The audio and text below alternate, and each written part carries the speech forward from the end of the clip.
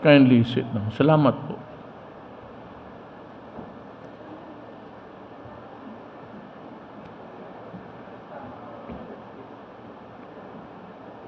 Isang cabinet pa na yan pala si ang pugi namin na spokesman, Sal Panelo. Transportation Secretary Arthur Tugari, Secretary Presidential Assistant for the Visayas, Lloyd Dino and other members of the Cabinet, Senator Bongo, Governor Arthur Yap, Idol, no, ako naman idea. Negros Oriental Governor Roel Dimagamo, Pamplona Municipal Mayor Janice Digamo, may hapon ma'am. Mga kauban ako sa gobyerno, akong mga minahal na kapwa Pilipino. Di otra man masiguro 2 pages ay akong basahon. But before I read the prepared speech, I just would like to say that I'm happy that you have a good airport now. And it was through the effort really of Arthur Tugadi. Si Arthur Tugadi, pati si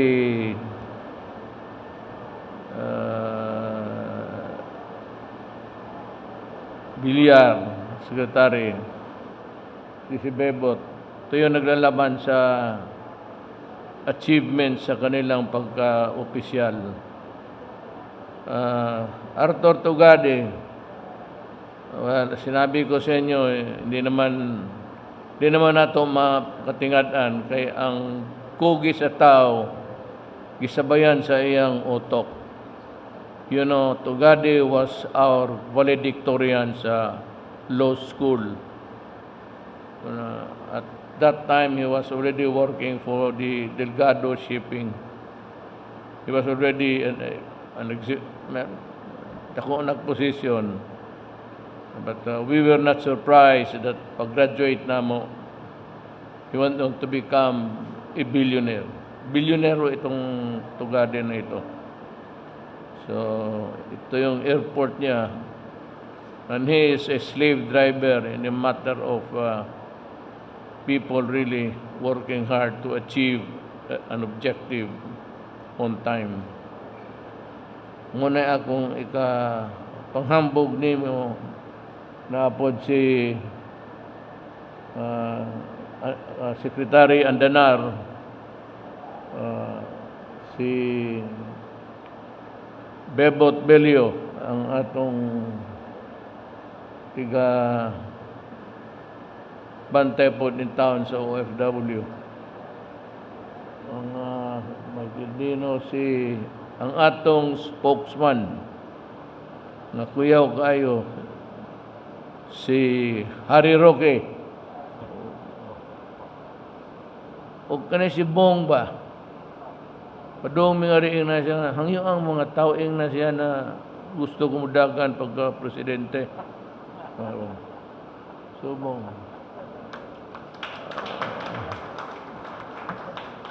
O si Sal Panelo and Debonair.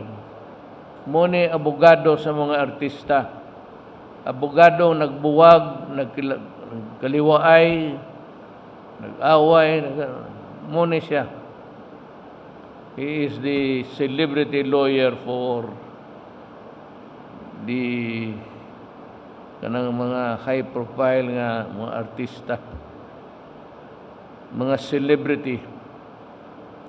I am glad to join you here today as we formally inaugurate the development project here at Dumaguete Airport. The 252 million peso rehabilitation projects that we inaugurated today will include expansion of the existing passenger terminal and administrative buildings, asphalt overlay of the runway, as well as shoulder grade correction and construction of additional taxiways to allow the airport to accommodate heavier aircraft and increase its passenger volume capacity. I commend the Department of Transportation, the Civil Aviation Authority of the Philippines, and all our partners who contributed to the completion of this project despite the sudden lockdown due to pandemic. I hope that this project will inspire us further to provide better services and opportunities for our people and harness the potential of trade and tourism as the catalyst for economic recovery, particularly in the provinces. I assure our people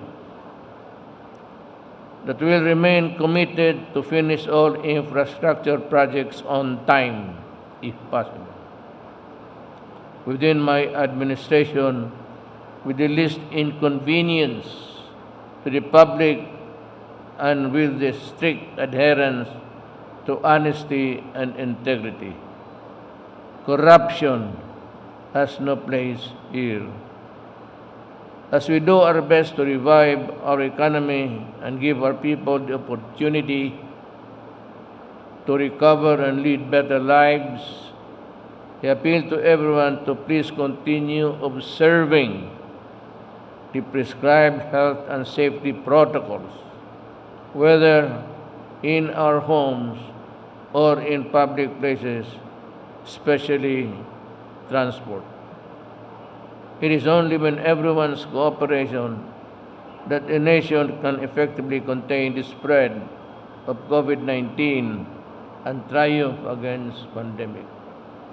In solidarity, let us take further strides towards a better, more dynamic, and prosperous nation for everybody. Ako lang binisayo. Kaninta ng protocol si kini masunod.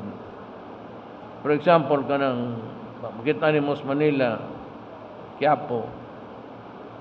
How can you? It's because there are so many Filipinos that are cramped in the urban areas. Gamay ramang natuwa sa gawas. Nandyan dati, baski sa sakyanan, you cannot insist on kawawa yung tao. So, pag isa-isahin mo lang tagtatlong pasahero, mamahal yung pamasahe. Hindi naman kaya ng tao. So, at the very least, mask o face shield for the maximum protection. But in other, especially social distancing, I do not think that we can force our people really to, because it's impossible. Just there are too many Filipinos in the urban areas than in the rural areas. And second, which is really the farthest of all reason, is that we have not been able to implement the family planning program. As I can remember, it was only President Ramos, who was a Protestant, who really insisted on family planning. I am the second.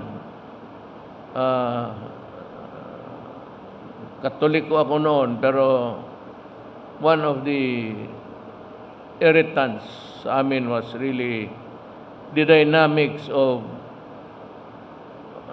family planning. Talagyan mo ng mga contraceptives. Ayaw ng simbahan eh. Kaya collision course talaga.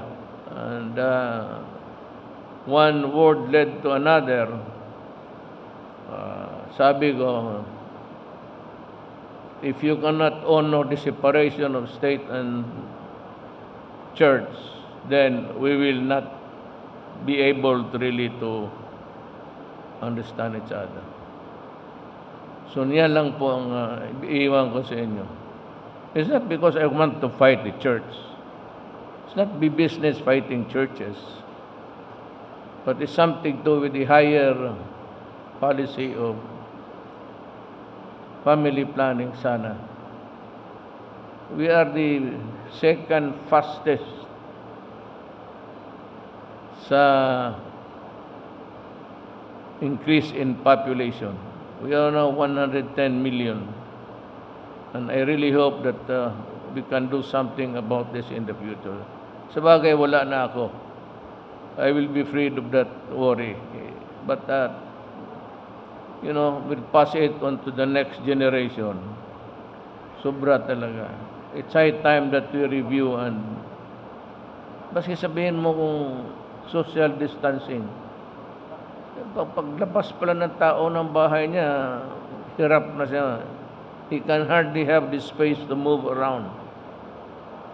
So, hindi naman sa kukulangin tayo ng tao. But sana, we can match the family planning programs of government, at least with our GDP. Ang halaga natin sa kaya ba natin. Well, that is another matter, but that is one of the things that I have passionately pursued dito. I insist that itong mga sa gobyerno, they must follow the government regulation.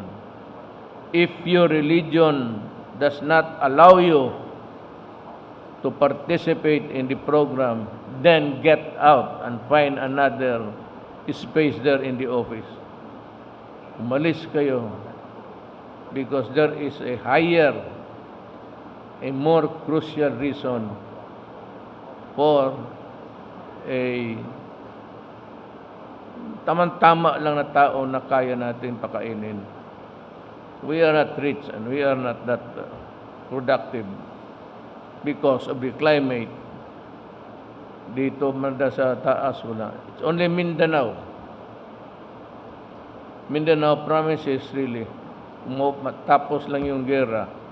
But that's another matter. I need more time to elaborate what I'm saying. Let me just finish it by saying that I'm happy that you have a new airport. It's a nice one, and that I hope that it will promote the image, at least, and the tourism industry here, to hear about the Visayas. Salamat po.